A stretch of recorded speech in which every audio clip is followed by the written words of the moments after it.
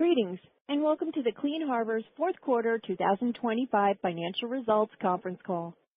At this time, all participants are in a listen-only mode. A brief question-and-answer session will follow the formal presentation.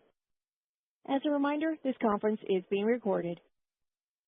It is now my pleasure to introduce your host, Michael McDonald, General Counsel for Clean Harbors. Mr. McDonald, you may begin. Thank you, Christine, and good morning, everyone. With me on today's call are our Co-Chief Executive Officers, Eric Gerstenberg and Mike Battles, our EVP and Chief Financial Officer, Eric Dugas, and our SVP of Investor Relations, Jim Buckley. Slides for today's call are posted on our Investor Relations website, and we invite you to follow along. Matters we are discussing today that are not historical facts are considered forward-looking statements within the meaning of the Private Securities Litigation Reform Act of 1995. Participants are cautioned not to place undue reliance on these statements, which reflect management's opinions only as of today, February 18th, 2026. Information on potential factors and risks that could affect our results is included in our SEC filings. The company undertakes no obligation to revise or publicly release the results of any revision to the statements made today, other than through filings made concerning this reporting period. Today's discussion includes references to non-GAAP measures. Clean Harbors believes that such information provides an additional measurement and consistent historical comparison of its performance. Reconciliations of these measures to the most directly comparable GAAP measures are available in today's news release on our Investor Relations website and in the appendix of today's presentation. Let me turn the call over to Eric Gerstenberg to start. Eric? Thanks, Michael. Good morning, everyone, and thank you for joining us. Starting off with safety. We concluded a record year of safety in 2025 by delivering a total recordable incident rate of 0.49, which is well below the prior year and industry leading. Safety underpins everything we do at Clean Harbors, and I've outlined the many benefits on prior calls, such as reputation, teamwork, employee retention, and cost savings. Most importantly, though, it is about sending our team home safe to their families at the end of each day. To everyone on the team listening today, we appreciate all that you did this year and every day to keep yourself and your colleagues safe. Turning to a summary of our results on slide 3, we are pleased to report another outstanding year where, in addition to a strong safety record, we also delivered record levels of revenue, adjusted EBITDA, adjusted free cash flow, and saw our adjusted EBITDA margin increase by 40 basis points. We capped off 2025 with a strong Q4 as we exceeded the guidance we provided in late October. Our performance was driven by profitable growth in both of our operating segments, with our environmental services segment delivering its 15th straight quarter of year-over-year growth in adjusted EBITDA margin. This run of nearly 4 years of consistent margin expansion against a challenging industrial backdrop reflects the successful delivery of our essential services to customers and execution of our growth strategy, along with disciplined pricing, cost management, workforce productivity, and network efficiency. Turning back to our annual results, in 2025, we topped $6 billion in revenues for the first time in our history, while increasing our adjusted EBITDA by 5%. Our performance was led by our ES segment, which delivered adjusted EBITDA growth of 6%, while increasing its segment adjusted EBITDA margin by 60 basis points. Our 2025 results also included a record $509 million in annual adjusted free cash flow. We also achieved several notable operational milestones this past year, including the successful first-year ramp-up of our new Kimball incinerator, creation of our Phoenix hub, handling nearly 22,000 emergency response events, the issuance of our PFAS incineration study with the EPA, and the reduction of voluntary turnover by 150 basis points to a 5-year low. Turning to the segments, beginning with ES on slide 4. We grew Q4 revenue by 6%, our largest quarterly increase of the year, based on the strength and demand for disposal and recycling services, project volumes, growth in PFAS services, and emergency response work. Technical services rose 8%, and Safety-Kleen environmental services revenue grew 7%, driven by pricing and higher volumes within its core offerings, particularly vacuum services. Incineration utilization, excluding the new Kimball incinerator, was 87%, consistent with our expectations. At the same time, landfill volumes increased more than 50% in Q4, largely due to project volumes. For the full year, incineration utilization, excluding Kimball, was 89% versus 88% in 2024. Field services revenue grew 13% in the quarter, aided by large-scale emergency response projects that generated approximately $30 million in revenue. Overall, despite some stubborn near-term market headwinds, our ES segment delivered strong Q4 results, which underscores the resiliency of our business model, our broad range of service offerings, and the diverse industry verticals we serve. Adjusted EBITDA for the segment was up 8% in the quarter, with Q4 margin up 50 basis points based on disciplined pricing, higher overall volumes, mix of work, and workforce management initiatives.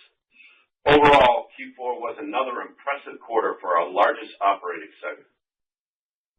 Turning to slide 5, I wanted to take a moment to highlight the considerable momentum we are seeing around PFAS as we head into 2026. The PFAS incineration study we completed in partnership with the EPA, as well as the Department of War, was released in September and is generating inbound discussions with customers and key stakeholders. In November, I had the honor of speaking at a hearing before the U.S. Senate Committee on Environmental and Public Works about PFAS to raise awareness of our capabilities and the need for establishing regulatory thresholds. In December, we announced a 3-year, $110 million contract related to our ongoing PFAS water filtration work at the Pearl Harbor base that demonstrates the effectiveness of our carbon filtration system that has been in use there since 2022. This was followed by the finalization of the National Defense Authorization Act, which included language requiring the Pentagon to return to Congress within 180 days with recommendations for how the military will address PFAS removal and destruction in more than 700 U.S. military installations. In addition, the EPA is expected to develop and publish a regulatory framework for impacted soil and solids, update their water guidelines, and finalize new manufacturing rules. At the same time, state governments are moving forward to create their own rules and are evaluating take-back programs. All of these developments represent sizable growth opportunities for Clean Harbors. Even without new rules in place, we are seeing each element of our total PFAS solution grow and our pipeline expand. The guidance that Eric will share with you only assumes a 20% growth rate for our PFAS business in 2026, which is consistent with the past several years. With that, let me turn things over to Mike to discuss SKSS and capital allocation. Mike? Thanks, Eric, and good morning, everyone. Turning to SKSS on slide 6, the base oil pricing environment continued to weaken in Q4, and as expected, segment revenue was down slightly. In terms of profitability, segment adjusted EBITDA was $30 million, a 22% increase from the fourth quarter of 2024. For the full year, adjusted EBITDA for this segment was $137 million. Despite difficult macro conditions, the team continued to execute well on our oil collection services and related pricing, which drove the increase in year-over-year Q4 adjusted EBITDA and a 310 basis point improvement in margins. We increased our charge for oil pricing, or CFO, in Q4, raising rates roughly 50% above our Q3 average. Managing the pricing associated with these oil collection services and substantially lowering our overall waste oil collection costs remain the primary levers to offset continued decline in base oil pricing. Even with higher CFO, we collected 56 million gallons of waste oil to feed our re-refining network and keep our plants running efficiently. In addition, we once again delivered incremental growth in our direct lubricant gallons sold, which further supported our margin improvement. During the quarter, we also continued to grow our Group 3 production, as those gallons carry a premium to our conventional Group 2 volumes. For SKSS in 2026, we will continue to proactively manage our re-refining spread through providing consistent, reliable, and high-quality collection services at appropriate CFO rates supported by market conditions. We will also prioritize expanding direct blended sales, increasing Group 3 production, and pursuing partnership opportunities. Turning to capital allocation on slide 7, we continue to seek opportunities to generate strong returns for shareholders through all elements of our capital allocation framework.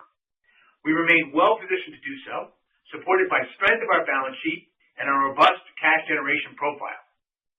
On the M&A front, we announced today the signing of a purchase and sale agreement to acquire environmental businesses from Depot Connect International for approximately $130 million. These businesses are carve-outs of PCI and will be integrated into our facilities network within tech services as well as our field services businesses. This acquisition is expected to generate annual revenue of approximately $40 million, with $11 million of annual adjusted EBITDA, or roughly a 12x multiple paid.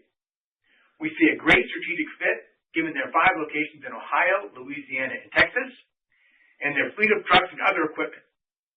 PCI currently offers waste handling, tank cleaning, and railcar cleaning to its customers. Additionally, 2 of their facilities have wastewater treatment and solidification capabilities. We expect the acquisition to close in the first half of the year, subject to customary closing conditions. We expect to remain active in the acquisition front in 2026, and we plan to continue to make strategic internal investments to accelerate our growth. Today, we announced a $50 million targeted expansion of our vacuum truck fleet aimed at capitalizing on growth opportunities we are seeing through our SK branch business. Due to the limited availability of these specialized assets, this fleet expansion will occur over the course of 2026 and 2027. This fleet growth program, which we anticipate will generate an incremental adjusted EBITDA of $12 to $14 million in 2028 once fully ramped, is another element within the $500 million of internal investments we mentioned in our Q3 call. We anticipate that each of these projects will generate attractive returns for our shareholders. We also continue to view share repurchases as an attractive way to generate strong shareholder returns, as evidenced by our $133 million of repurchases executed in Q4.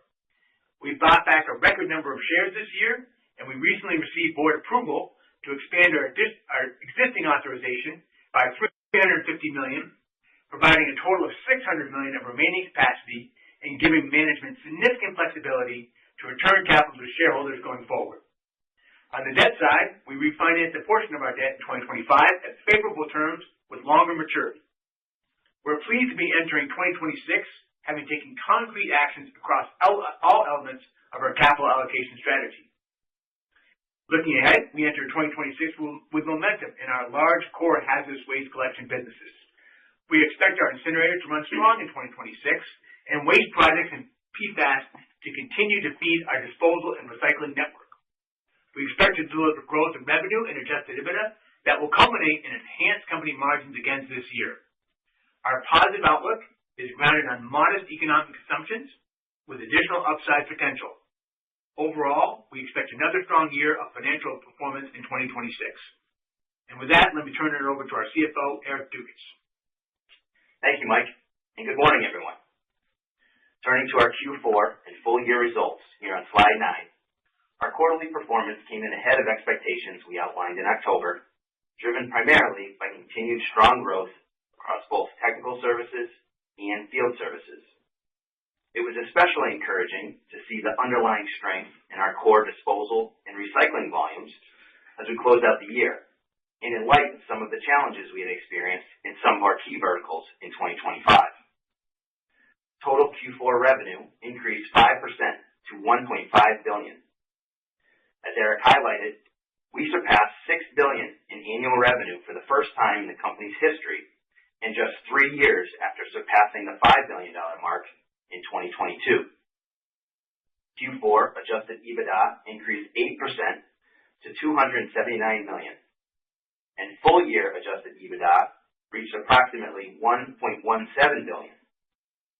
Our Q4 revenue and adjusted EBITDA growth rates were the highest we've seen in fiscal 2025, capping off another year in which we demonstrated our ability to continue to grow the business while expanding margins, and this provides us with positive momentum heading into 2026.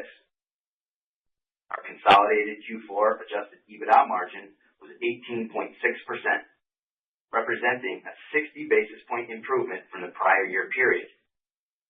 This margin expansion reflected a combination of disciplined pricing initiatives, volume growth, effective cost control, and continued efforts to maximize efficiencies across our network and transportation fleet. For the full year, we improved consolidated adjusted EBITDA margin by 40 basis points, led by strong performance in our environmental services segment. SG&A expense as a percentage of revenue in Q4 increased slightly from a year ago to 12.9%, primarily reflecting third-party transaction-related costs and stock-based compensation. For the full year, however, we improved our SG&A as a percentage of revenue to 12.5% as we continue to tightly manage overhead and limit growth in non-billable headcount. Fourth quarter income from operations was $158.4 million, up 16% from the prior year. Net income in Q4 was up year over year as we delivered EPS of $1.62.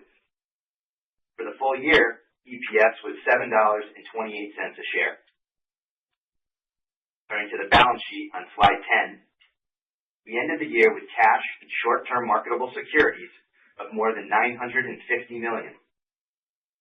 Throughout 2025, we maintained a sharp focus on working capital management and cash flow generation, which drove record free cash flow in both Q4 and the full year. Our receivables balances declined by approximately $80 million from September, a testament to the broader team's efforts as collections meaningfully exceeded our expectations in the quarter. We closed the year with a net debt to EBITDA ratio of approximately 1.8 times, which is our lowest leverage in nearly 15 years. Our debt currently carries a blended interest rate of 5.2%. Given our cash balances and low leverage, we have ample flexibility to execute on our capital allocation strategies. Turning to cash flows on slide 11, our Q4 cash flow performance was outstanding. Operating cash flow in Q4 grew 17% to a record $355 million, and we also delivered a Q4 record adjusted free cash flow of $261 million. For the full year, adjusted free cash flow was also a record, reaching $509 million, coming in sharply above our guidance, driven in large part by the outstanding collection efforts I just mentioned, along with lower cash taxes paid. The $509 million we generated represents nearly 44% of our 2025 adjusted EBITDA and underscoring the highly cash-generative nature of our business. CapEx, net of disposals, was $115 million in Q4, up from the prior year, reflecting our major growth investments. For the full year, our net CapEx spend was down $20 million, as 2024 included the completion of Kimball spending and our Baltimore Hub project. For 2026, excluding an expected $85 million of spend on the SDA unit and $25 million related to our strategic fleet investment discussed earlier, we expect net CapEx to be in the range of $340 to $400 million, with a midpoint of $370 million. As it relates to share repurchases, we continue to return value to shareholders in Q4 by repurchasing nearly 600,000 shares for $133 million. For the full year, as Mike mentioned, we returned a record $250 million to shareholders through the repurchase of more than 1.1 million shares. With the recent expansion of our authorization, and based on our long-term cash generation and returns profile, we continue to view our shares as attractively valued. Turning to our guidance on slide 12, based on current market conditions and business performance, we are guiding to a 2026 adjusted EBITDA range of $1.20 billion to $1.26 billion, with a midpoint of $1.23 billion. At the midpoint, the outlook implies growth of approximately 5% versus fiscal year 2025. Looking at our annual guidance from a quarterly perspective, we expect first quarter adjusted EBITDA to grow 4 to 7% year over year in our environmental services segment, and approximately 1 to 3% on a consolidated basis. In terms of the 2026 capital spend we announced today, we are assuming only a few $1 million of annual adjusted EBITDA contribution from the fleet growth expansion in 2026, as those purchases will be phased in over the course of 2 years. With respect to the DCI business acquisition, our guidance currently incorporates an estimated $5 to $6 million of annual adjusted EBITDA, reflecting the uncertainty around the exact timing of the close.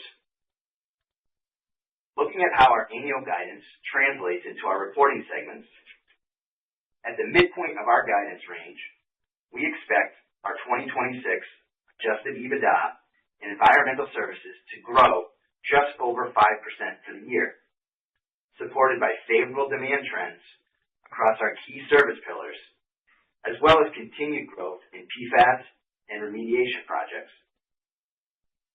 This initial 2026 guidance midpoint assumes that our SKSS segment delivers results similar to 2025, and today we are guiding to approximately $135 million of adjusted EBITDA.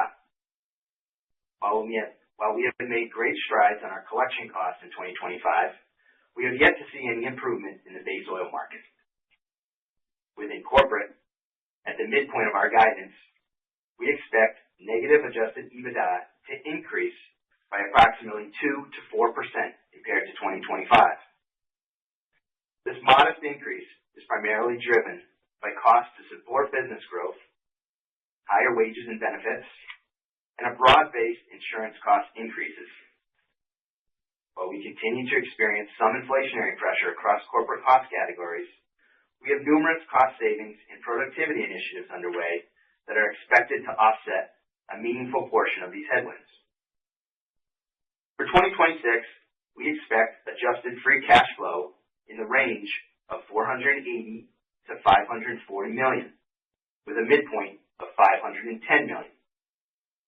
That level of generation represents a free cash flow conversion of approximately 41% of our expected adjusted EBITDA for the year. In summary, our environmental services segment delivered an exceptional performance in 2025, capped off by a strong Q4. We are well positioned to continue growing the ES business organically and further enhancing its earnings potential. Technical services, SK Environmental, and our base field services business are all expected to generate healthy growth in 2026, with industrial services generating modest growth. In addition, the environmental services segment will benefit from the continued ramp-up of Kimball Incinerator as it takes on higher volumes and processes more complex waste streams. Overall, we remain encouraged by the company's growth trajectory. We believe our strategic initiatives, combined with current market conditions, should support the profitable growth embedded in our 2026 guidance. We enter the new year as a stronger company than we were a year ago, safer, more profitable, and generating more cash. And we believe that positions us well for 2026 and beyond. With that, Christine, please open the call for questions. Thank you. We will now be conducting a question and answer session. If you would like to ask a question, please press star 1 on your telephone keypad. A confirmation tone will indicate your line is in the question queue. You may press star 2 if you would like to remove your question from the queue. For participants using speaker equipment, it may be necessary to pick up your handset before pressing the star keys. One moment, please, while we poll for questions. Thank you. Our first question comes from the line of Tyler Brown with Raymond James. Please proceed with your question. Hey, good morning, guys. Good morning, Tyler. Hey, Eric G., curious if you could maybe talk about and update us on how the conversations are going on the captive side. I know you talked about that in some prior calls, but do you think there'll be any closure developments in 26 and 27, and just any broad thoughts on incineration pricing trends into 26? Sure, Tyler, thanks. Yeah, the captive market continues to be active. We are pursuing opportunities with a couple of key customers across the board, and we think with some changes that they have on their cost structure as well as utilization, that there is a potential clear path here for additional captive closures. As you know, we continue to monitor and work very closely with all the captives across the U.S. and Canada. Today, there continues to be about 40 different sites that have captive incinerators that are also our customers generating waste streams into our network. So we have some very solid relationships, and again, do anticipate that there will be some captives that come offline in the future. When? Still too early to tell, but discussions are active. That being said, we also have a lot of opportunity to continue to drive financial performance around incineration pricing across the board in our network. We expect to continue to outpace inflation and drive price improvement into the mid to upper single digits across our network, incineration being a leading indicator there. And we'll continue to push those levers that we've done in the past. So very active network overall, Tyler. Okay, great. Great update. I was a bit curious on the commentary around industrial services. So obviously we got a better ISM print, so maybe we're going to see some improvements in the industrial complex at some point. But what does give you the confidence there? Is that based on some hard planned turnaround work? And kind of, again, Eric Dugas, what is in the expectation there for 26? In terms of 26, Tyler, and the guide, as I said in my comments, fairly modest expectations. I think we have seen some more positive, maybe some more positive leading economic indicators around ISM and PMI and things of that nature, but the guide really kind of has current market conditions built into it at this point. Yeah, and I would add on to that, Tyler, that when we look at our industrial business, Q4, we began to see some nice momentum in some of our specialty lines of business within industrial services. Our base business has been consistent. As we enter into 2026, we're working with over 400 customers of assessing their turnaround needs for the year. We're seeing some positive indicators, I would say, as we touch base with every single one of them with face-to-face calls. And we're getting ahead of their opportunities, and there appears to be some indications of momentum here. But we're still, when we look at the overall guidance for 2026, as Eric said, we're pretty conservative of our outlook there. Okay, great. We do see, Tyler, that it has kind of turned. We think it might have turned the corner. You think about the growth, the revenue growth of the business. As you look at kind of Q1, Q2, Q3 into Q4 in IS, if you do the math, it's definitely leveling off. And we do see some positive momentum, as Eric G. said, into 2026. Not the guy. Okay, great. And then my last one here real quick, Mike. Can you guys talk a little bit more about the vac truck and the field investments? And this is really a broader question about all the internal growth investments that you guys have done and you do see. But is this move really more because the acquisitions have gotten so expensive and you've got a great market position, you've got buying power, et cetera, that the reality is that building may simply offer better economics than buying through M&A at this point? Yeah, Tyler, I'll start. This is Eric. So when we look at our vac services, our three prominent business units that use vac services. We have our Safety Clean Environmental vac, our Field Service vac, and our Industrial vac. And those opportunities, those collections of vac waters drive organic waters, contaminated waters, and solids and sludges into our great facility network. And that business across the board has been growing substantially in the 8 to 10 to 14% range. So we've been adding more trucks. We've tried to been keeping up with that pace. We have rented some trucks, which to fuel that organic growth. But really what we want to do is continue that growth path of greater than 10%, build out more trucks internally, acquire more trucks, eliminate the subcontracting, and just keep pace with those growth rates across all the business units. So it's really been a win-win. And as I said, it's fueling a lot of great water and sludges and solids into our network. I would add to answer your question around, hey, is this just a pivot? Is this kind of a better answer? The answer is that our balance sheet allows us to do all these things. Our cash flow generation has allowed us to do M&A and do capital additions. And we signed the P&S for DCI. There's others out there that we're looking at. So I feel like we can do it all given our cash flow generation. It's really just based on ROI and what's going on in the market. Right. Okay. All right. Thank you. Appreciate the time. All right, Charlie. Thanks, Tom. Our next question comes from the line of Adam Bubis with Goldman Sachs. Please proceed with your question. Hey, good morning.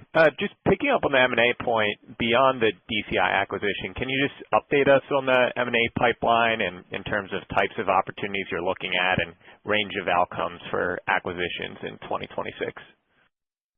Yeah, and this is Mike, and I'll start we do have a lot of lines in the line. And frankly, we did all through 2025 as well. We weren't as successful, but we do see a lot of opportunities there, mostly in the environmental services business, mostly, similar to what we think in DCI, so that has some permanent facilities, that have some, we see those types of opportunities coming to market, and we've been very active. Now, we haven't been as successful in 2025, but we see a lot of good opportunity, and primarily in environmental services, I'd say. And then I think the 1Q guide implies year-over-year declines in Safety-Kleen EBITDA, and then maybe a recovery in the balance of the year, finishing flattish. So can you just talk about the drivers of that improvement in the balance of the year? Is that coming from incremental charge for oil actions? Are there any assumptions for base oil prices improving in the guide? Hey, Adam, it's Eric. I'll take that one. And you're absolutely correct. Kind of the way we see Q1 right now in SKSS is a little bit down year on year. It is almost all driven through kind of the base oil pricing challenges that we see here at the beginning of the year. Obviously, as we did in 2025, we'll continue to counteract that with providing great oil collection services at the right price there that the market demands. And so as we move throughout the year, things do get a little bit better. Some of that oil collection pricing modification kicks in, but Q1 is kind of the year-on-year low water mark, if you will. And Adam, we do have base oil pricing going down slightly in the guide over the course of the year. We do have that, not at the same level it happened in 2025, but we do assume a slight decline in base oil pricing. Great. Thanks so much. Our next question comes from the line of Noah Kaye with Oppenheimer. Please proceed with your question. Hey, good morning. Thanks for taking the questions. There was a lot to like, I think, around the capital allocation. I want to get to that in a minute. But just on the core, field services, you called out the $30 million of emergency response work. Sounds like that basically drove the revenue growth year over year in the quarter. Can you maybe quantify the level of ER work you did total, or anything outsized you would call out for 2025, and what you assume for ER work for 2026 in the guide? Yeah, no, I'll start there. Obviously we had a nice quarter with $30 million in large-scale emergency responses. If you look at the field services business over the course of the year, and every year prior to it, we have ups and downs in large emergency response events, but throughout the course of the year, we drive some large events. We did over 22,000 emergency response events last year. That you can really consider that a good baseline business that continues in that core base FS for utility customers, manufacturing, rail, all those types of things. And then we also see good incremental events that will continue to happen. When in the quarter they will or will not, it's to be determined. But that's been a core part of our field services business for the past 20 years. Those things happen. So we have that factored into growth of field service year over year of being in that mid-single digits. as a baseline. I would say, Noah, that when you look at the 22,000 events that Eric mentioned, I mean, that's up like 5% from last year. So we still see a fair amount of events happening in the country, in North America, and we've been there, and we've been winning our fair share. And when these large events happen, the company's built for that. It was built on emergency response. That's part of the business model, and because it's such a big business now with the acquisition of Fiscal, it's been a great winner for us. Yeah, Noah, just one last point on that. I think when you think about our network, what we build with field services branches, last year we added an additional 18 field service branches to our network. And as you know, through our strategy is to make sure that we have an operating branch of every business unit in all the key geographies throughout North America. And that presence, when we think about field service, that presence allows us to be the first call when emergencies happen and leverage through the rest of the network, people and equipment, to be able to grow with those emergency response events. So it's a core part of what we do. We do it really well. Our sales team, our field services operations team, they are out there pounding the streets to make sure that for every customer who needs a facility response plan with an emergency response provider, that we are the number one call when things go wrong. And we've done a good job of that. We'll continue to exercise that presence as we grow here throughout 2026. Very helpful. I think just on the 1Q guide, just how much of a headwind will weather be? I mean, last year I know it was a 10 to 12 million EBITDA headwind. We obviously, between Fern and some other events, have had a rough start to the year. Some other players in the space have talked about it. So just where do you kind of think that ends up for 1Q? It's Eric Dugas here. I think when you think about weather year on year, I mean, I think we've heard from some other folks that have come out, and we're seeing the same thing. And weather impacts us in these winter months, January, early February here, seemingly kind of every year. And so when we think about our guide here in Q1, I would say the weather impact is flattish. We talked about SKSS assumptions in Q1. That's really the lighter side of our guide here in Q1. You look at the ES business, we're still growing 5 to 7% year on year. A lot of the great things that we did throughout 2025 and in Q4 that we just talked about kind of continue into Q1. Yeah, we haven't seen, with all the nasty weather we've had some delays, but no plant upsets. No plant upsets, which I think is an important point. Yep. Very good. All right, you know what? I'll turn it back over. Take the rest offline. Thank you. Thanks, Noah. Our next question comes from the line of David Manthey with Baird. Please proceed with your question. Hi, good morning, everyone. My first question, a clarification here. I missed what you said about corporate expense for 2026. What was that growth rate? 2 to 4%, Dave. 2 to 4. Okay. So, looking at 2025 as a whole, if Clean Harbors was able to grow EBITDA by roughly 5% in 2025, and that's in the face of field and industrial being down and a $10 million headwind from SKSS EBITDA. And then in 2026, you're saying that each of those things are going flat or positive, and then you got Kimball ramping and all these other growth initiatives. I'm not being critical here. I'm just asking, like, when you look at all of those things, I'm wondering which one or what segment are you seeing that's going to be a drag to 2026 EBITDA growth? Because it feels like everything in 26 is either the same or better than it was in 25, and you're guiding for the same level of EBITDA growth. If you could help me understand the bridge there. Yeah, Dave, this is Mike. I'll start. I think that our goal is to make sure that we provide a balanced view as we go into the year.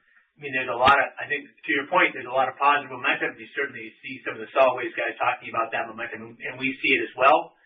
January, as Eric said, was a rough month from a weather-wise standpoint. We want to see it. We want to see it. And my hope is we come back in a couple months and talk about a great Q1 and a great Q2 and Q3 as well. But, you want to be thoughtful as you set expectations for the year. I think that a 5% growth, as Eric laid out in his script, is a reasonable growth, is a good starting point. And certainly in the face of, what we see you look at industrial production, we had a great January, but, once is not a pattern. And so let's have a few months of this type of growth before we start claiming victory here. So that's kind of our view, and we want to be thoughtful about this, and we're hopeful that we come back here in a couple months and say how great the quarter was and how great Q2 and Q3 are going to be. Yeah, got it. And on the first quarter EBITDA as a percentage of full year has been about, 20.6% for the last 3 years on average, and this year you're sort of saying 19.5% based on the guidance midpoints. Did you quantify the weather? Is that the reason that we're down? It's only representing that smaller percentage of the overall.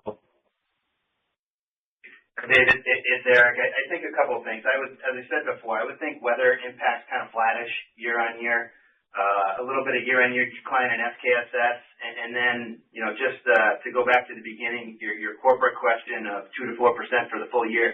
Corporate is a little bit heavier in Q1 the way we've got it laid out. There's some natural inflation, but also a little bit of incentive comp timing. A little bit more incentive comp in our guide for Q1 this year versus last year. We had some backup just because of the performance in Q1 last year. So that's probably the piece you're missing. But the whole year it calendarizes out pretty similarly. Yeah, it's more of a Q1 corporate item, I think, Dave, when you look at it. And SKSS, as you saw, it's going to be a little soft in Q1, and that's really driven by some PFO pricing we still had at year-end, still on the balance sheet that kind of ran into Q1. So Q1 was a bit of a rough quarter. So. Perfect. Thank you. Got it. Our next question comes from the line of Bryan Burgmeier with Citi. Please proceed with your question. Good morning. Thanks for taking the question. Maybe just on, Safety-Kleen, the charge for oil opportunity has been pretty compelling and successful. Just curious, to characterize how much sort of room to run there is there. Do you maybe still feel Clean Harbors isn't getting proper value, or is it maybe mostly about just kind of compounding at these levels now?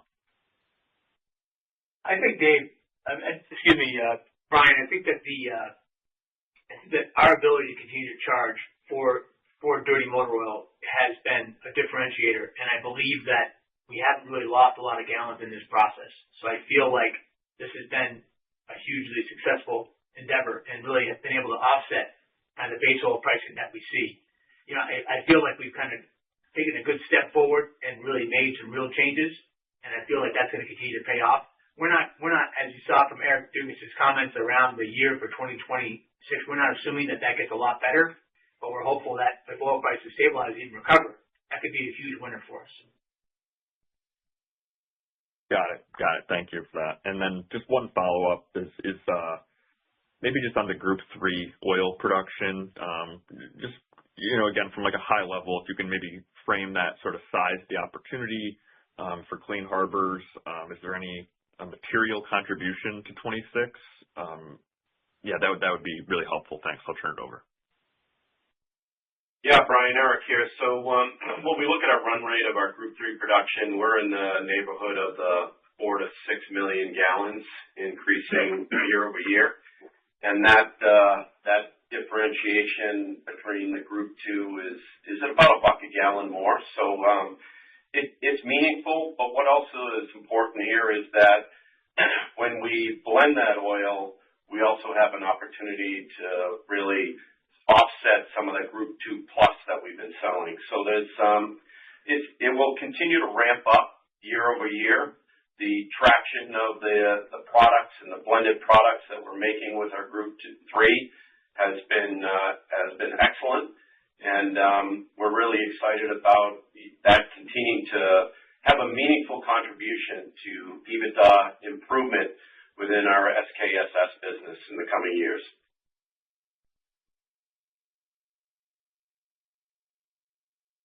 Our next question comes from the line of Jerry Revich with Wells Fargo. Please proceed with your question. Hi, this is Jake Wyman on for Jerry. Thank you for taking our question. The technical services segment saw good acceleration in the fourth quarter. Can you walk us through the key drivers of that acceleration, whether it was project activity, pricing, mix, volume, and how much of that momentum carries into the first quarter? Thank you. Yeah, I'll begin. It really was, as we said in the script, it was really a combination of multiple different things when you look at it. Our TS business had really great volumes across the board. We saw about 8% increase in overall containerized waste volumes. In our Safety-Kleen environmental business, strong waste collection along with vac services, we highlighted that. When we look at the field services business, lots of ERs, large and small, good, strong base business. And then finally, our project business was very strong as well, drove some nice volumes into our landfills, into our incinerators, and the momentum in the project business around PFAS. So it was multiple different things that contributed to the success of ES. And that was, great fourth quarter. It was a great year with our environmental services. We fully anticipate that momentum to continue here into Q1 and 2026 in all those areas that I just spoke about. And Jake, the great thing about what Eric said is that this doesn't include any captives closures. It doesn't include, no large ERs. We're not assuming that there's going to be a large bounce back in the chemical or the refining area. And we're not assuming a base oil recovery. We have a lot of good opportunity there. So we feel like this growth that we're talking about this morning is a reasonable assumption. But, if those things do turn around, then I think that we'll be in incredibly good shape in 2026 and beyond. Fantastic. Thank you very much. Very helpful. And then just as a follow-up, I know you provided, I was just hoping you could speak on the moving pieces of the environmental services 5% growth guide for 2026 and any cadence on the quarters outside of the 1Q that you already provided. Thank you. Hey, Jake, I would say, just to point out a couple of the big drivers in that 2026 growth. And yes, we talked in our script, it's year two of the Kimball incinerator. So I talked about an incremental kind of $10 to $15 million of EBITDA there across the network by continuing to ramp up that facility. PFAS opportunities and the growing pipeline there, a 20% increase into 2026 is in our guide. And so those are probably two meaningfully discrete pieces. Continued field services growth and some of the new branches and newer agreements we're getting into with existing customers that Eric highlighted a moment ago. And then you really have all those great things that we continue to do in technical services and Safety-Kleen branch around growing volumes and pricing strategies and being diligent around those. And that's all wrapped with continuing to provide just great service to all our customers. So, I would say those are the big drivers in ES. In terms of, calendarizing out the quarters, I would say that, it very much kind of calendarizes out, kind of 5% growth roughly in each quarter, year on year. So, hopefully that answers and clarifies your question. With the acquisition in the back half of the year, that was the only thing I got to say. Yes, fantastic. Thank you very much. Our next question comes from the line of Larry Solow with CJS Securities. Please proceed with your question. Great. Thank you. Good morning, guys. First, congrats on the cash flow on the quarter and really for the year. I can remember, 10 years ago when cash flow was a sore thumb, but now it's a real highlight. So I commend you for that. Thanks, Larry. Good to hear, man. Yeah, absolutely. Been around for too long. So I guess the first question, Eric G, just on really appreciate the PFAS, a lot of good stuff. I like the picture on the slide too. It feels like, operationally, regulatory, the momentum's really stronger than it's ever been. It sounds like you can do about 150 this year, plus or minus. But, are we getting closer to an inflection point where, I don't know where that inflection point takes us, but where we could really see an acceleration in revenue growth over the next few years? Excuse me. Yeah, it's a great point, Larry. I think we do believe that we're getting closer. having the opportunity to go down and talk to the Senate Committee on Public Works was a great opportunity for us to not only share what our total PFAS solutions are, but more so to talk to them about that there is capacity and infrastructure to handle PFAS remediation and cleanup, and that there is existing technologies and capacity to handle the growth and deal with this significant issue.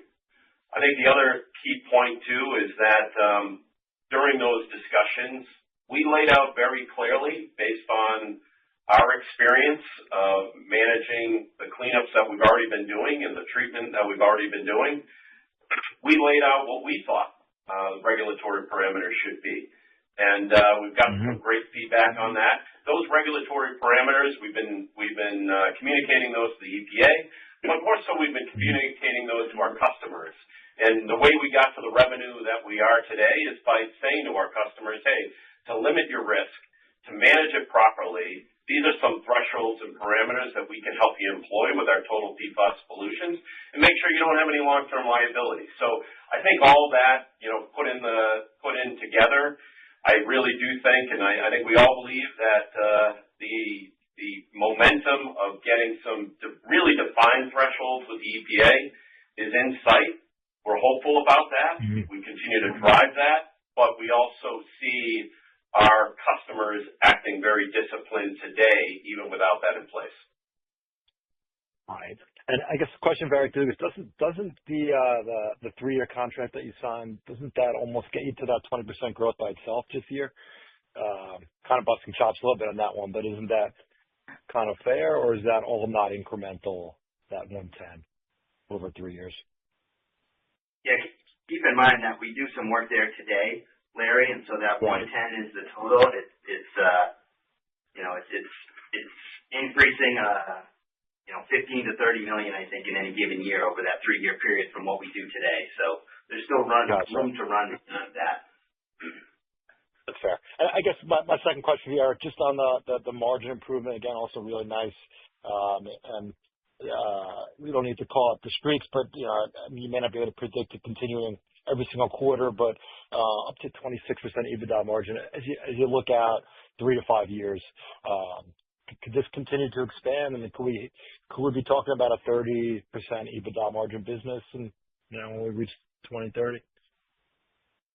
Yeah, Larry, we think 30% is certainly kind of in the future for us, and internally that's the target, the reset target that maybe we have now, but it's 30% and beyond. Now, what year we hit that? I mean, I think we're going to continue to strive to expand margins, at a minimum 30 to 50 basis points a year. That's what we said, and we've been able to kind of overachieve on that. So, exactly what year we're going to be above 30%, I can't tell you, but that's the internal goal.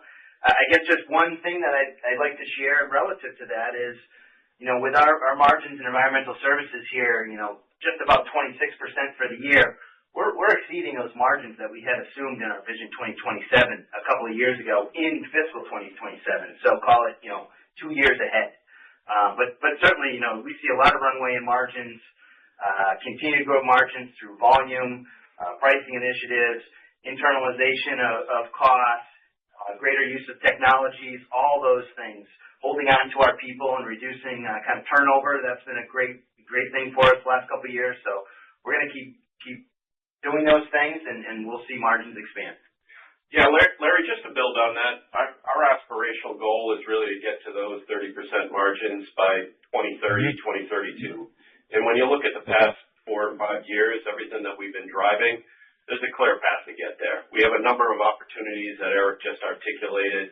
We're going to continue to get more efficient. We're going to continue to route our trucks well. We're going to continue to lower turnover. All those things and driving pricing ahead of inflation will drive our margins and continue to expand as we build the platform of the business and leverage what we have with our unparalleled disposal network. Yeah, Larry, the last thing I'd say to that answer is that we have in every single manager's compensation EBITDA margin as part of their targets, and I think that's really helped drive behavior. I think, and we can talk about what year we hit 30%. I don't think that's a goal. that's just a stopping point. Right. I'm of the view that we can continue to expand margins even beyond that 30. I mean, we can pick a date when you want to hit that, but I think I'm of the view that that's not a goal. That's just a good way to measure ourselves. Sure. No. Okay, great. I appreciate all the color. Thanks, guys. Thank you. Our next question comes from the line of James Schumm with TD Cowen. Please proceed with your question. Hey, good morning, guys. Mike, can we just talk about SKSS a little bit? What you gave some breadcrumbs, but like, where are you for leading edge pricing? Are we like 50 cents a gallon, or are you above that? And then just where are you in terms of utilization of your refineries? Any thoughts to closing another refinery, or do you feel good about where you are now? And then just any color on or update on the Castrol partnership. Sure, James. I'll take care of all those. The first of which is that, we are north of 50 cents as we get into 2026 here. I think we've done a good job of driving price improvements in our UMO pricing, and I feel like the team has done an excellent job of really changing the marketplace, kind of where we were a year ago to kind of where we are now. It's really unbelievably good, and the team has done a nice job of really holding the line. And the good news is that we have lost some gallons, but we haven't lost nearly as many gallons as we thought. And as such, we haven't had the need to as we sit here today, to close any more re-refineries. And I think we've been able to feed our network. And I said in my prepared remarks, we've been able to feed our refineries with the used motor oil we've been able to collect at really good pricing. When I think about the future in our Castrol partnership, it's been successful. We've had some good wins there. Has it been as successful as we thought it would be? Probably needs some more work there, but it's a long selling cycle. We understand that. The team at Castrol has done a good job of driving that. We've been good partners with them. We have had a couple of good wins, but that hasn't been as big of a needle mover as we probably thought when we went into this. Okay, great. Thanks, Mike. And then just in terms of the pricing, it's kind of hard to get base oil pricing, or can you help us understand where your average sales price was or is now? Is there any help you can give there? Yeah, James, it's hard. We have a lot of different customers and a lot of different price points, but it has been down. I mean, just cutting through it all, there has been a fair amount of base oil pricing declines kind of all through 2025, and I think it's been in the mid-teens range as far as the overall base oil pricing. But remember, we are managing a spread, and so that really forced us as an organization to drive that UMO pricing up, to manage that spread, to deliver the number that we told you back last February. We told you we're going to deliver the number for SKSS, and we're right there. So it's something we're really proud of, frankly. Right. And James, just to build on Mike's comments a little bit further, one of our key goals that we've mentioned multiple times is to really drive our direct blended sales growth. And that's the most stable pricing that we can do, and work with our customers to not only pick up their UMO, but deliver to them really high quality direct blended oil into their network. And we're successfully beginning to grow that. It's not as fast as we would all like, but that's our really true north across our business, is growing that direct blended, getting stabilization on that back end price while we continue to improve our UMO pricing. And the market today has accepted that UMO it's really a hazardous waste, and it needs to be collected, managed, and we do a nice job across our network of customer service and collecting the gallons when their tanks are full, and we'll continue to drive those opportunities. Great. Thank you for that. And just lastly for me, Veolia bought Clean Earth, as you're fully aware. Do you expect to lose a certain amount of volumes or EBITDA with that transaction? Is there any impact to 2026 that you guys are contemplating? Not at all, James. They were obviously the successful acquirer of that, but we do not anticipate losing any volumes to what they have going on there. In fact, we overall think there's opportunities to continue to grow our services with our customers, and we're not concerned about that in the least. Okay, great. Thanks, guys. Appreciate it. As a reminder, if you would like to ask a question, press star 1 on your telephone keypad. Our next question comes from the line of Toby Sommer with Truist. Please proceed with your question. Thanks. It's been so long since we've had sort of a good industrial economy. Maybe could you remind us what your growth in revenue and EBITDA would look like in a good industrial economy year, and maybe contrast that with the guide? Thanks. Yeah, Toby, I'm happy to answer that. It's kind of tough to prove it. We haven't had it in such a long time. It's tough to remember. But if you remember, some years we were growing ES revenue, double digits.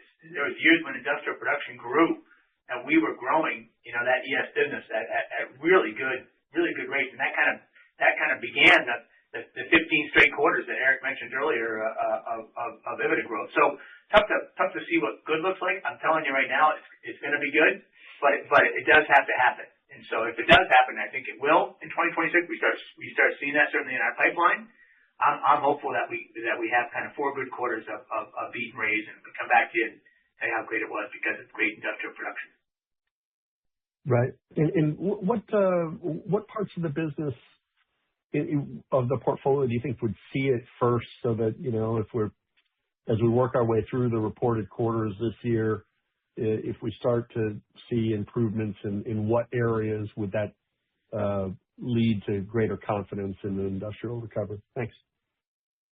I mean, you see it in environmental services. I mean, it's hard to say which would. I think you see it in all 4 parts of the lines of business that would make up environmental services, whether it be TS, FS, IS, or SK branch. You see all 4 of those with an increased industrial production. I feel like they would all be the beneficiary of that. Maybe TS more so, TS and IS more so, but I see all four of those lines of business which make up the environmental services segment improving because of that. Of course, the base oil pricing improves, as we talked about earlier. I think we see some real good EBITDA growth in the SKSS business. Thanks. Last one for me. If you dream the dream for PFAS, what's the best catalyst that you could think of in terms of the regulator, perhaps the DOD? What kind of event could transpire that would really catalyze growth there?